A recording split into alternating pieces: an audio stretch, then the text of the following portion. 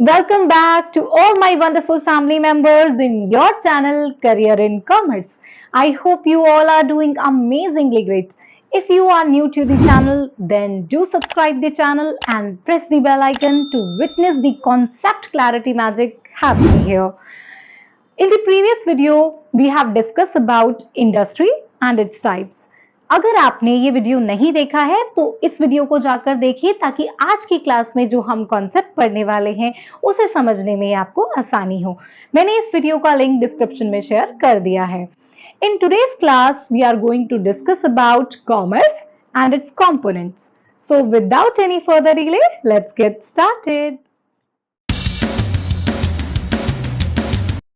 सबसे पहले हम ये समझेंगे कि what do you understand by the term commerce. Commerce का क्या मतलब होता है, कॉमर्स किसे कहते हैं। जैसा कि हम जानते हैं कि बिजनेस एक इकोनॉमिक एक्टिविटी है जो प्रोडक्शन से स्टार्ट होती है और कंजम्पशन पर खत्म होती है। जो भी एक्टिविटीज प्रोडक्शन से रिलेटेड होती है वो तो हमारी इंडस्ट्री में आती है। लास्ट क्लास में हमने ये देखा भी था कि जो भी एक्टिविटीज प्रोडक्शन से रिलेटेड होती है वो इंडस्ट्री में आती है और इसके अलावा जो भी एक्टिविटीज होती है ऑल बिलोंग्स टू कॉमर्स।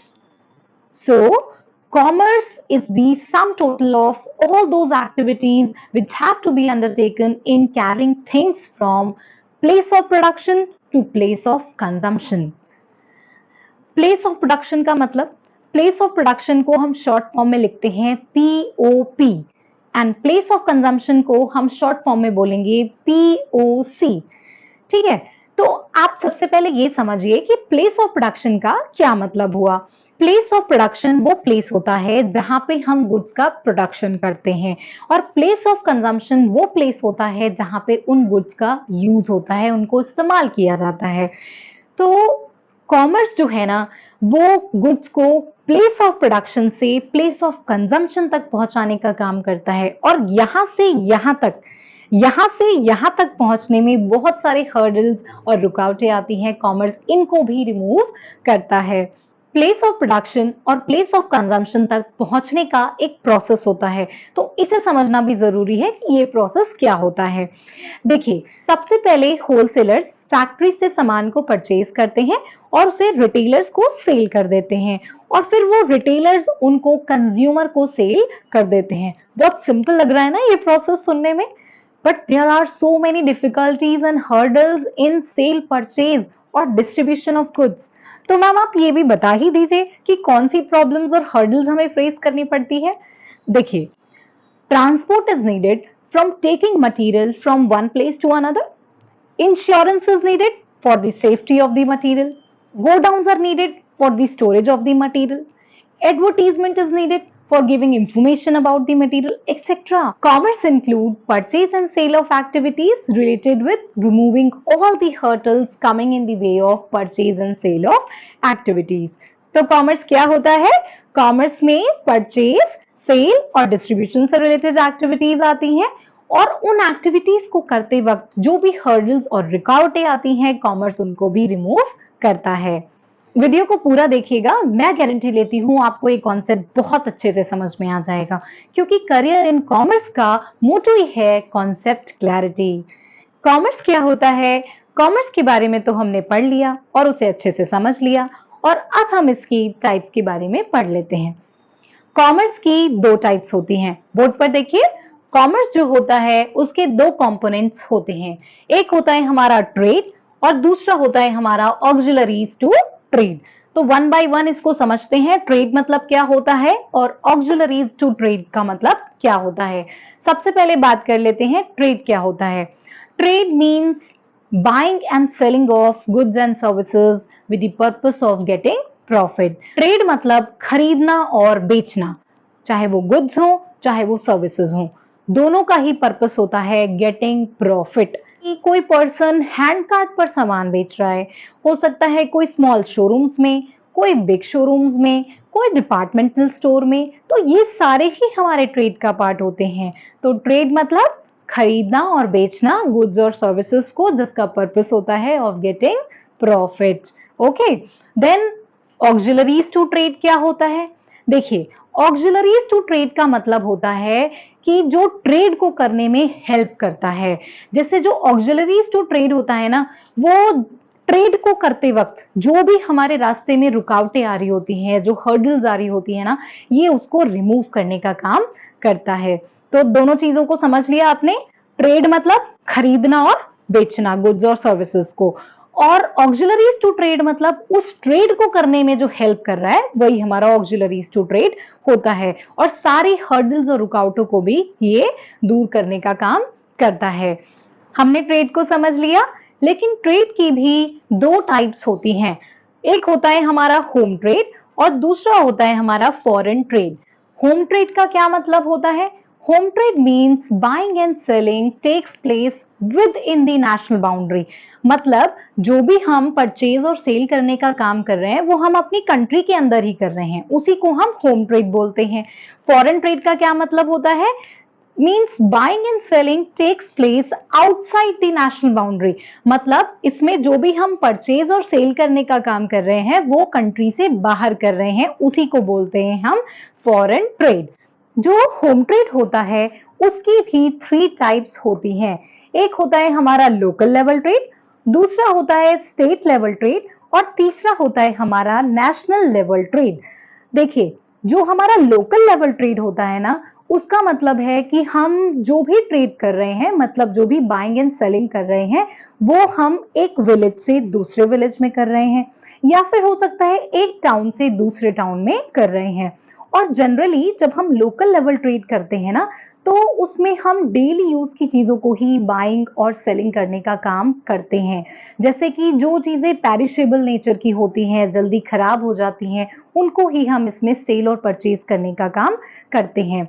जैसे कि milk, sweets, fresh fruits, vegetables etcetera. तो इन सारी चीजों का ही हम लोकल लेवल ट्रेड में ट्रेड करते हैं। Okay, the next one is state level trade.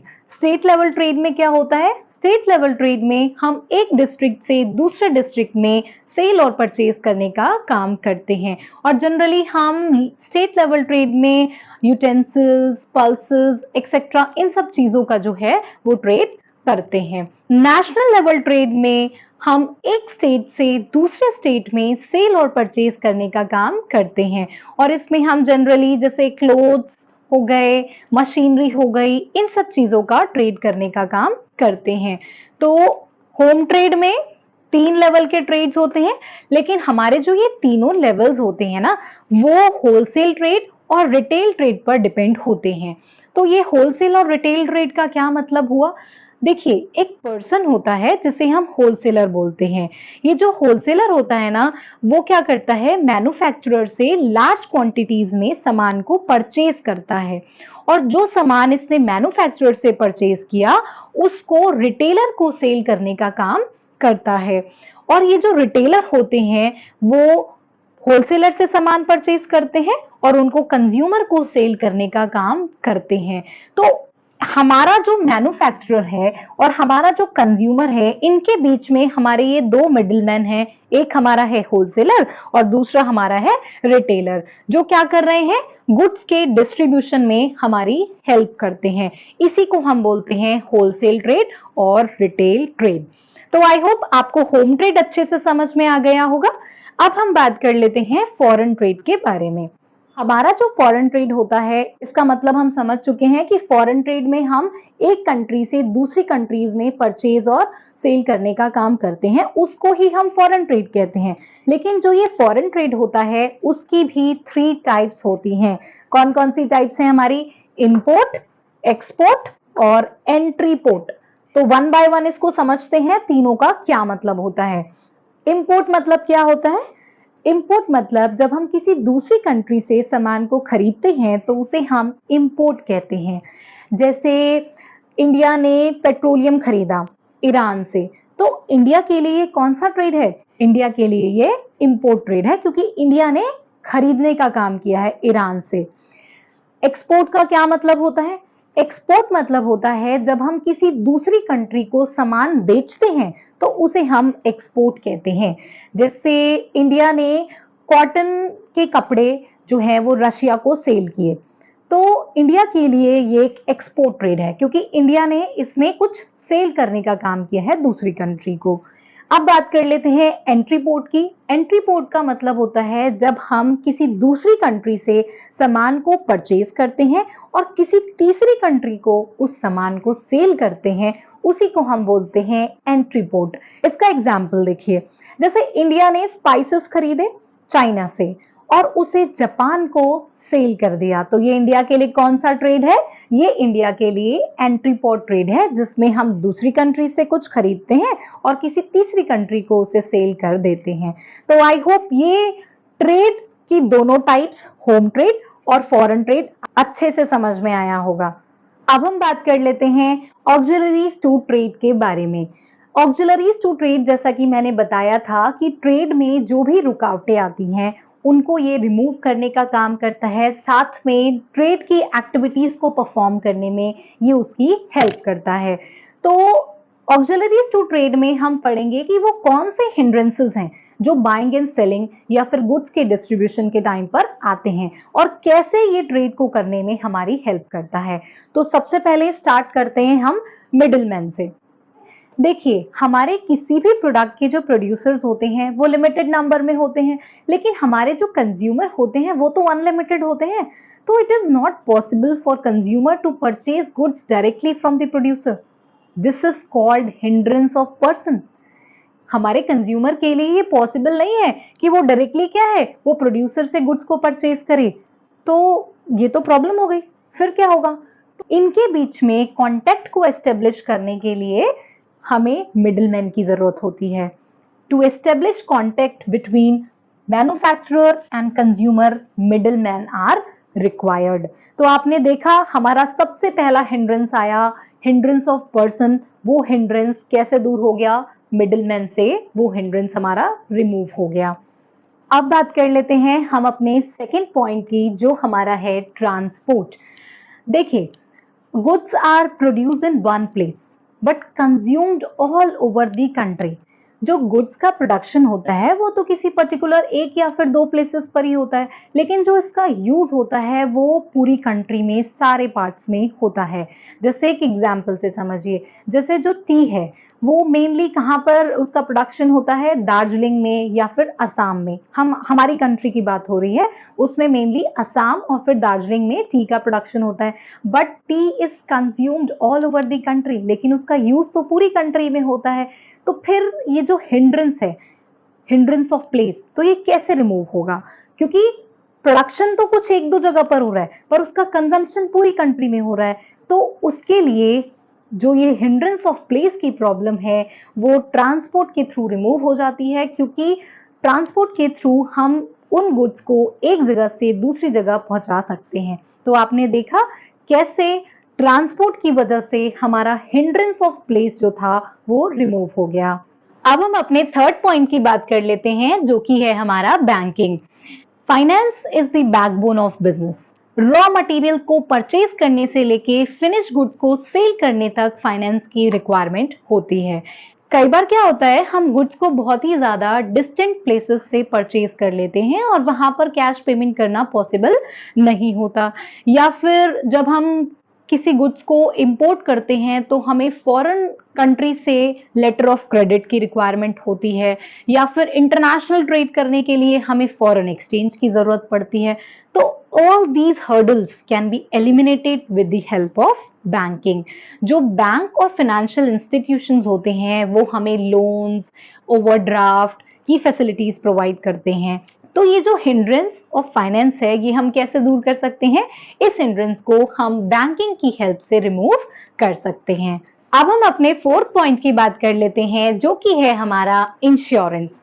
देखिए, बिजनेस चाहे बड़ा हो या फिर छोटा, स्टोरेज और ट्रांसपोर्टेशन के दौरान हमेशा एलिमेंट ऑफ रिस्क मौजूद होता ही है। जैसे कि हो सकता है गुड्स डैमेज हो जाएं या फिर गुड्स चोरी हो जाएं। तो ये जो हमारा हिंड्रेंस ऑफ रिस्क है, इसको इंश्योरेंस जो है वो रिमूव करता है, और जो इंश्योरेंस कंपनी होती है वो इस रिस्क के बदले कॉम्पनसेशन प्रोवाइड करती है। अब हम अपने नेक्स्ट पॉइंट के बारे में बात कर लेते हैं, जो कि है हमारा वेयर हाउसिंग। देखिए, there is a big gap between manufacturing of any product और कंजम्पशन ऑफ दैट प्रोडक्ट। इसका रीजन ये है कि जो हम प्रोडक्शन करते हैं, मैन्युफैक्चर करते हैं, वो तो हम एक स्पेसिफिक सीजन में करते हैं, but consumption takes place throughout the year, लेकिन हम उसको यूज पूरे साल करते हैं। जैसे कि हम एक एग्जाम्पल से समझते हैं, शुगर का जो प्रोडक्शन होता है वो नवंबर से मार्च तक होता है, but it is used through out the year, लेकिन हम यूज तो उसे पूरे साल करते हैं। तो ऐसे में हमें गुड्स को स्टोर करके रखना बहुत जरूरी है। तो हमारा जो ये हिंड्रेंस ऑफ टाइम है, मतलब हमारा जो ये टाइम गैप आ रहा है, मैन्युफैक्चर कब हो रहा है और कंज्यूम पूरे साल हो रहा है, तो हमारा जो ये हिंड्रेंस ऑफ टाइम है ना, इसको कौन रिमूव करता है? वेयर हाउसिंग जो है हिंड्रेंस ऑफ टाइम को रिमूव करता है। अब हम अपने लास्ट पॉइंट के बारे में पढ़ लेते हैं, जो कि है हमारा एडवर्टाइजिंग। देखिए, किसी भी मैन्युफैक्चरर के लिए ये बिल्कुल इम्पॉसिबल है कि वो डायरेक्टली सारे कस्टमर से कांटेक्ट करे। तो एडवर्टीजमेंट जो है वो इस प्रॉब्लम को दूर करता है। एडवर्टीजमेंट के थ्रू हम कस्टमर को उसके प्रोडक्ट के बारे में बता सकते हैं, प्रोडक्ट की क्वालिटी, उसका प्राइस, उसके यूजेस, हर चीज के बारे में कस्टमर को पता लग जाता है।